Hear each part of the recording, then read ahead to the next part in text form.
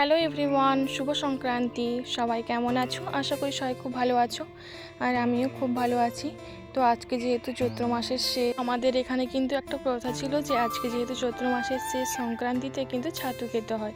তাই জন্য কিন্তু বসে পড়লাম এখন ছাতু কোটার জন্য।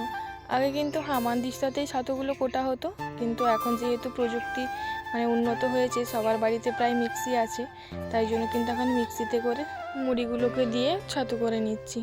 তো আগে যেহেতু ঠাকুমায়েরা ছিল, তখন কিন্তু বলতো এটা খেলে নাকি এটা কি খেতে হয় সংক্রান্তিতে। তো এখন কে মানে না মানে জানি না, যেহেতু ঠাকুমা নেই। তো ঠাকুমা থাকলে হয়তো সত্যি বলতো বা আমরা করে খাওয়াতাম। যেহেতু নেই, তার জন্য কিন্তু প্রথাটা আমরা চালু রেখেছি, আর আমরা কিন্তু আজ একটু ছাতু কুটে নিলাম খাওয়ার জন্য। তো দেখো, হয়তো সব কিছু আমরা মানতে পারবো না, কিন্তু যেটা মানা যায়, করতে পারবো, সেটাই অন্তত একটু চেষ্টা করলাম। তো দেখো, সকালে সকাল কিন্তু বসে পড়েছি তাই ছাতু খাওয়ার জন্য। আর এটা কিন্তু মুড়ি থেকেই ছাতুটা হয়েছে। আর দেখো, এই 2 চামচ ছাতু নিয়েছি, আর তাতে একটু চিনি মিশিয়ে জল দিয়ে গুলে নিচ্ছি। খেতে ভালো লাগে যারা খায়, কিন্তু আমার অতটাও ভালো লাগে না।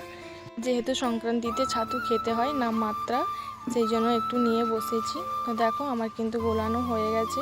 আর পুরো এই দেখো, পুরো সুজির মতন, ঘাটা সুজির মতন দেখতে লাগছে না? তো এতে চিনি আছে, জল আছে, আর ছাতু আছে। তো দেখি এখন খেয়ে কেমন লাগে। তো খাচ্ছি, বেশ ভালোই লাগছে। তো আমার কিন্তু ছাতুর থেকে মুড়িটাই বেশি ভালো লাগে। তোমরা অবশ্যই খেয়ে দেখবে আর জানাবে কেমন লাগছে। এখন এখান পর্যন্তই, টাটা।